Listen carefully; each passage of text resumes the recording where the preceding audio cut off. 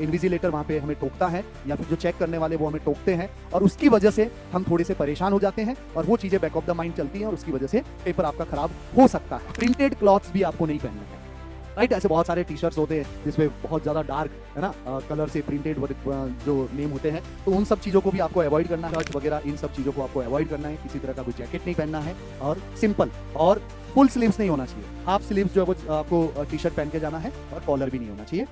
नमस्कार बच्चों, आप लोगों की प्रिपरेशन बहुत अच्छी चल रही होगी। आप लोगों ने रिवीजन की प्लानिंग कर ली होगी और नीट 2025 एग्जाम का जो डे है 4 मई, उसमें स्पेशली 2 से 5 वाला टाइम जो है आपके लिए बहुत ही ज्यादा कीमती टाइम है। आप उस मोमेंट को मेमोरेबल बनाने वाले हैं और पूरे जीवन भर उस टाइम को आप याद रखने वाले हैं। लेकिन उस 3 घंटे के अंदर हम कूल एंड काम रह के पेपर को सॉल्व करें, इसलिए जरूरी है कुछ और इंपॉर्टेंट बातें ध्यान में रखें। हम अक्सर उस 3 घंटे के अंदर कभी कभार हाइपर हो जाते हैं, कुछ ऐसी मिस्टेक हो जाती है हमसे जिसकी वजह से हम बैक ऑफ द माइंड कुछ ना कुछ चीजें सोचते रहते हैं। उन सभी चीजों को आज अपन डिस्कस करते हैं और आप अभी से उन बातों का ध्यान रखिए सो दैट उस दिन किसी भी तरह की ऐसी कोई गलती आप लोगों से नहीं हो जिससे आप उस 3 घंटे के अंदर परेशान रहो और जिसका इफेक्ट उस पर्टिकुलर एग्जाम के अंदर आए और जिसकी वजह से आपके मार्क्स जो है वो कम आ जाए। ऐसी कोई मिस्टेक नहीं होनी चाहिए। तो स्पेशली हमें उस दिन के लिए ध्यान में रखना है कि हमारा क्या ड्रेस कोड हो, उस टाइम पर हम किस डॉक्यूमेंट्स को कैरी करके लेके जाएं। इन 2 बातों का विशेष करके आप लोगों को ध्यान रखना पड़ेगा। तो सबसे पहले अपन डिस्कस करते हैं कि क्या क्या डॉक्यूमेंट्स की रिक्वायरमेंट है।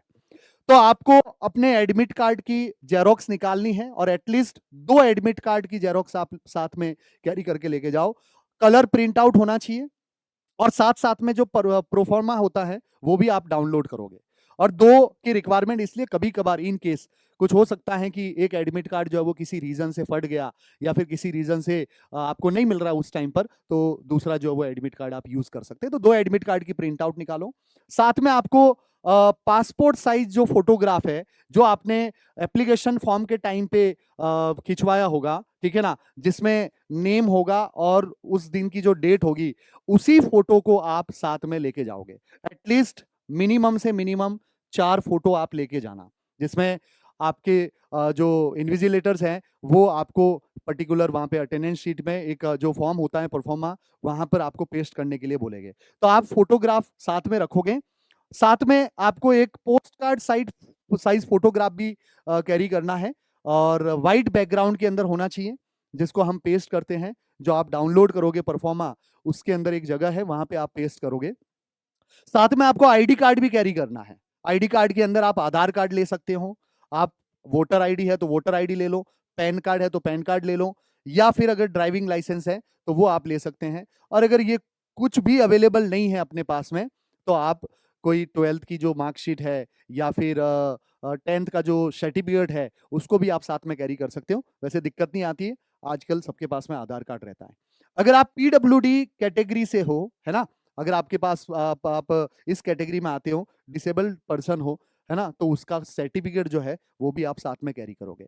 ये डॉक्यूमेंट्स आपको साथ में लेके जाना पड़ेगा और किसी तरह की कोई हड़बड़ी नहीं। अभी से इन सभी डॉक्यूमेंट्स को जैसे एडमिट कार्ड आए तुरंत आप इन चीजों को एक जगह पे एक फोल्डर के अंदर आप रख दीजिए, राइट।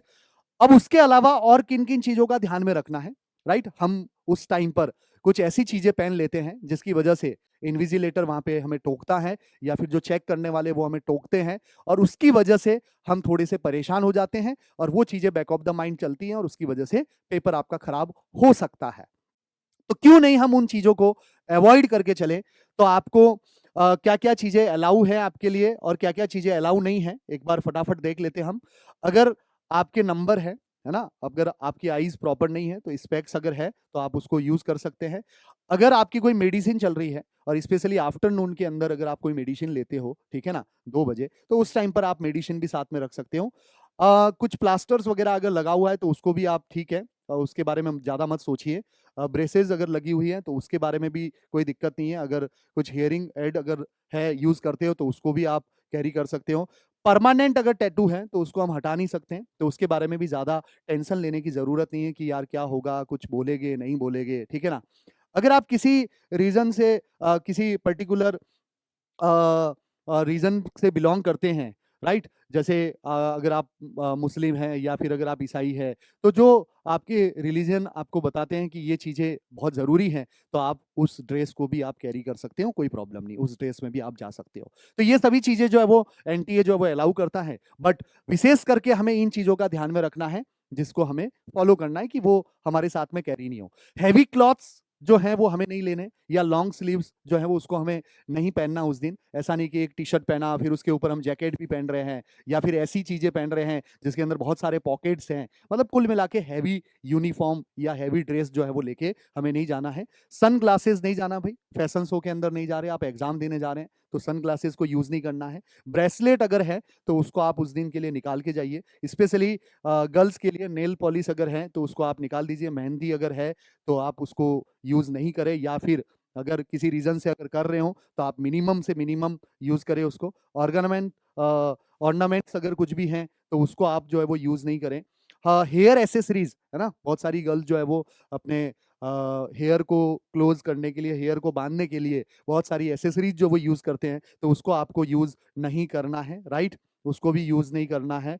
और साथ में आपको ध्यान रखना है कि हेयर एसेसरीज के साथ साथ में हैवी प्रिंटेड क्लॉथ्स भी आपको नहीं पहनने हैं, राइट। ऐसे बहुत सारे टी शर्ट्स होते हैं जिसपे बहुत ज्यादा डार्क है ना कलर से प्रिंटेड जो नेम होते हैं, तो उन सब चीजों को भी आपको अवॉइड करना है। जीन्स जो है उसको अवॉइड करना है, और टाइट स्किन टाइट जो जीन्स है उसको तो डेफिनेटली अवॉइड करना। वैसे जीन्स अलाउ भी नहीं है तो इसको आप अवॉइड करके जाओगे। एंड जो शूज है उसका विशेष करके आप ध्यान रखोगे। जो गर्ल्स हैं हाई हील्स वाले जो सैंडल्स है या शूज है उसको अवॉइड करेंगे, और शूज जो है वो जनरली अलाउ नहीं है, ठीक है ना, तो आप उसको अवॉइड करके जाओगे तो बढ़िया है, उसको साथ में कैरी मत करिए। तो इन चीजों को अवॉइड करना है आप लोगों को, और ये चीजें जो है आप ले जा सकते हैं। फीमेल के लिए स्पेशली किन किन बातों का ध्यान में रखना है, तो अपर पार्ट की अगर बात करें, अपर वेयर की अगर बात करें, तो आप ऐसे टी शर्ट को पहनोगे जिसपे कॉलर नहीं है, राइट। ऐसे टी शर्ट को पहनना जो कॉलर नहीं, कुल मिला के आप ऐसा टी शर्ट पहनो जो बिल्कुल प्रिंटेड भी नहीं हो, एकदम नॉर्मल, राइट। उस दिन के लिए आपको ये सोचना है कि हम बिल्कुल नॉर्मल कंडीशन में जा रहे हैं, हमें ये किसी फंक्शन को अटेंड नहीं करना, या फिर वो अपने लिए स्पेशल डे है लेकिन इस तरह से स्पेशल डे को हमें सेलिब्रेट नहीं करना है जिसकी वजह से कुछ दिक्कत हो जाए, राइट। तो लोअर पार्ट जो है, राइट, लोअर बॉटम वेयर के अंदर भी आपको जो है वो मतलब ज्यादा टाइट वाला जो जीन्स टाइट वाला जो पैंट होता है या जो ट्राउजर होता है वो हमें यूज नहीं करना है। थोड़ा सा लाइट जो है या फिर जो ओपन है उसको हम यूज करेंगे। और ऐसा कोई भी यहाँ पे बटन नहीं होना चाहिए, राइट, मतलब मेटल वाली चीजें जो है वो जल्दी से डिटेक्ट होती हैं, तो उसको भी हमें अवॉइड करना है। और अगर फुटवेयर की बात करें तो सिंपल जो स्लीपर होते हैं उसको आप पहन के जाइए, राइट, जो अपने जनरली अपन वॉशरूम वगैरह में जो यूज करते हैं वैसे स्लीपर जो होते हैं उसको आप जो है वो पहन के जाइए। शूज को जनरली अवॉइड करना, वरना वहां पे आपको उतार देंगे, वहां से शूज जो है वो आपको बोलेंगे कि साइड में रख दो, राइट। इनर वेयर का भी आपको ध्यान रखना है, ऐसे कुछ मेटल्स वगैरह इनर वेयर के अंदर भी नहीं होने चाहिए जो जनरली डिटेक्ट हो जाए, जो ज्यादा प्रॉब्लम क्रिएट करे। बात करते हैं अभी अपन मेल के लिए क्या ड्रेस कोड है। तो अगेन सेम है, जैसा फीमेल के लिए है वही मेल के लिए भी रहेगा उसी टाइप से। अपर वेयर की अगर मैं बात करूं तो आपको जो है वो टी शर्ट जो है वो यूज करना है, और वो भी टी शर्ट आपको विदाउट कॉलर वाला। शर्ट वगैरह इन सब चीजों को आपको अवॉइड करना है, किसी तरह का कोई जैकेट नहीं पहनना है, और सिंपल और फुल स्लीव्स नहीं होना चाहिए। हाफ स्लीव्स जो है वो आपको टी शर्ट पहन के जाना है, और कॉलर भी नहीं होना चाहिए। और बात करें अगर बॉटम वेयर की, तो बॉटम वेयर में भी सेम आपको लोअर पहनना है, राइट। और ये भी कैसा होना चाहिए, ओपन टाइप का होना चाहिए। इजीली जब चेकिंग करे तो चेक करते टाइम भी वो इजीली चेक हो जाए कि आपने कुछ ऐसी चीजें छुपा के लेके तो नहीं आए, तो वो सब चीजें ध्यान में रखते हैं, तो इसी टाइप का आपको पहनना है, वही अलाउ भी है, राइट। एंड अगेन अगर हम फुटवेयर की बात करें तो आपको क्या करना है, नॉर्मल स्लीपर जो है वो आपको पहन के जाना है, right.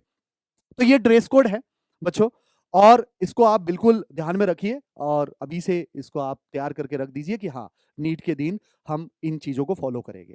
Wish you all the best, आपकी प्रिपरेशन बहुत अच्छी चल रही होगी, गुड लक।